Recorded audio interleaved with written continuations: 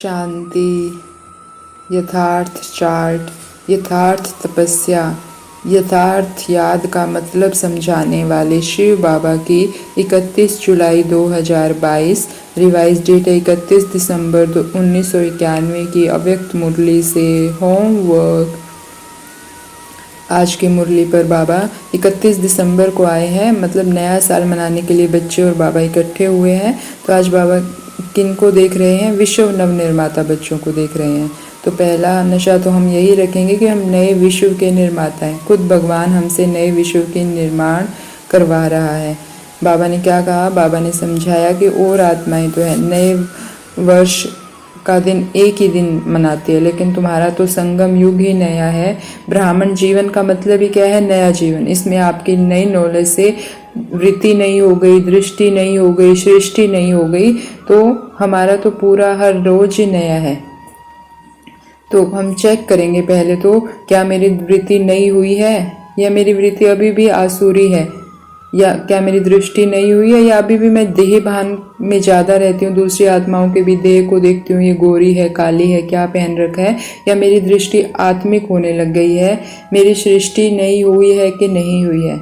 तो हम ये तीनों चीज़ें चेक करें, वृत्ति, दृष्टि, सृष्टि नई है या नहीं, हमारा ब्राह्मण जीवन है ही नया जीवन।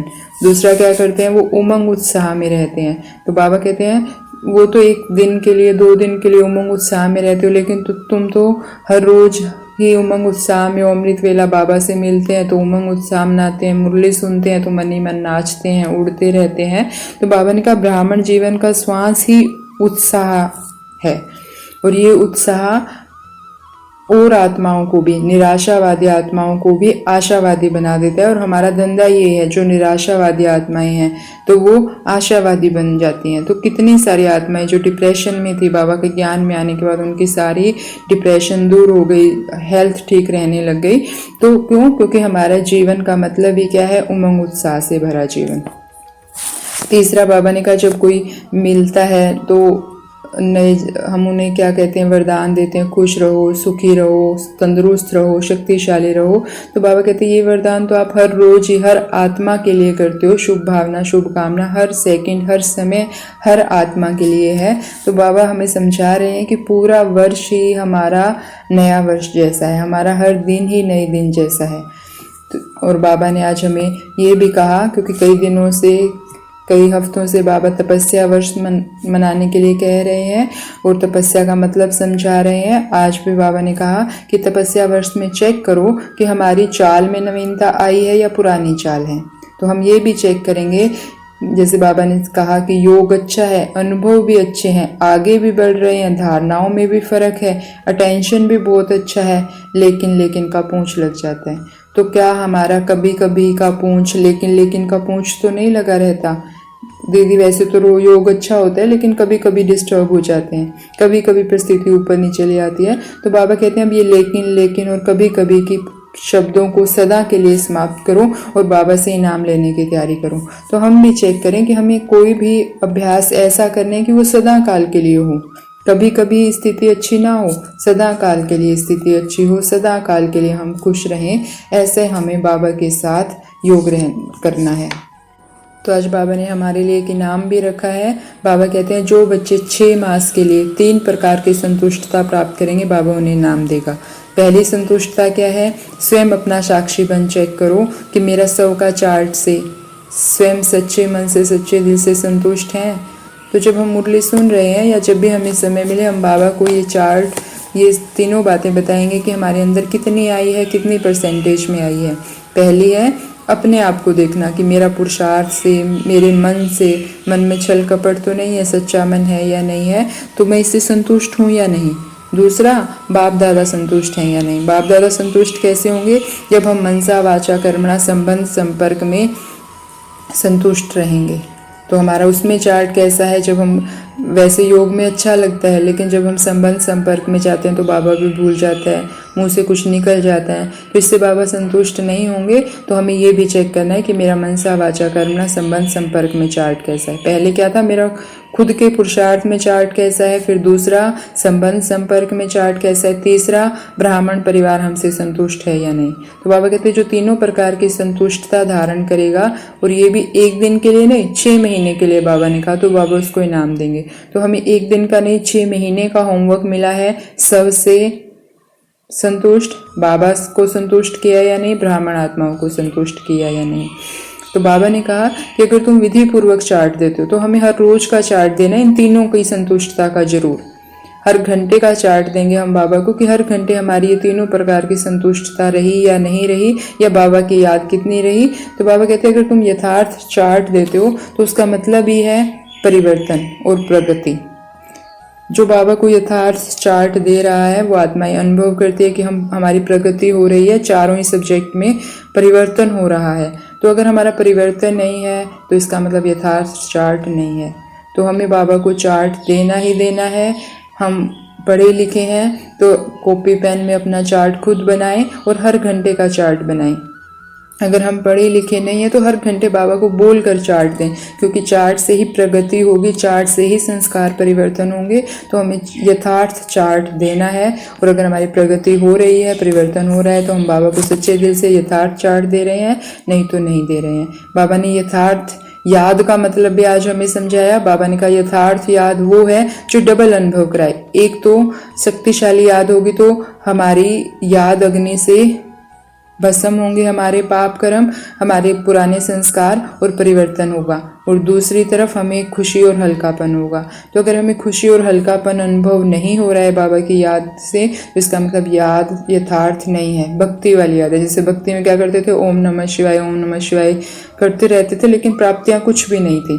तो ऐसे ही अभी भी हमारे साथ कई बार क्या होता है, मैं आत्मा हूँ, परम धाम में पहुंची, बाबा के सामने हूँ, मन से चल रहा है, संकल्पों से चल रहा है योग, लेकिन मन को कुछ अनुभव ही नहीं है। तो अगर मन को अनुभव नहीं है, मन इधर उधर की बातें सोच रहा है, तो इसका मतलब वो भक्ति ही है, याद पावरफुल नहीं है, और हमें इसलिए हल्कापन और खुशी अनुभव नहीं होती।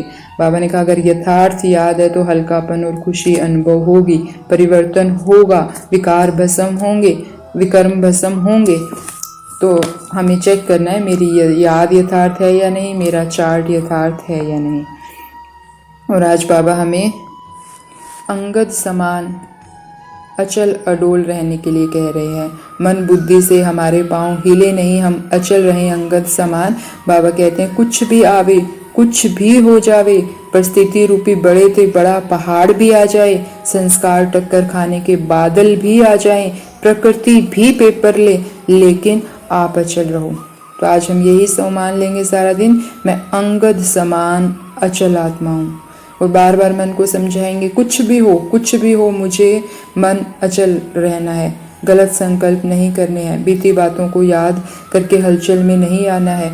तो बाबा कहते हैं कि ये अगर कोई बच्चा बाद में भी आया और ये अभ्यास कर रहा है तो ये थोड़े समय का अभ्यास अचल अडोल स्थिति में रहने का बहुत काम आएगा, और सफलता का अनुभव कराएगा, औरों से भी संतुष्टता की दुआएं मिलेगी। इसलिए ये मत सोचो कि काफ़ी समय निकल गया अब हम पुरुषार्थ करें तो क्या फ़ायदा है। बाबा ने कहा अभी भी जो समय बचा है उसमें हमें ये पुरुषार्थ करना है, मन बुद्धि संकल्प, मन बुद्धि कर्म संबंध को सदा अचल अडोल।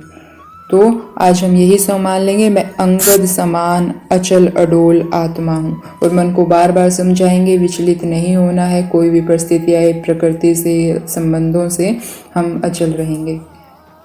और अचल रहने के लिए मन को एक और बात भी बतानी है, और जो बाबा ने आज हमें वरदान भी दिया, और आज बाबा ने हमें वरदान का मतलब भी बताया। बाबा ने कहा वरदान का अर्थ यह नहीं है कि अलबेले बन जाओ, वरदान का अर्थ है कि सहज पुरुषार्थी। तो हमें जिस दिन जो वरदान मिला है अगर हम वो मन बुद्धि से याद रखते हैं और उस पर चलने की कोशिश करते हैं तो वो हमारे लिए सहज ही धारण हो जाता है।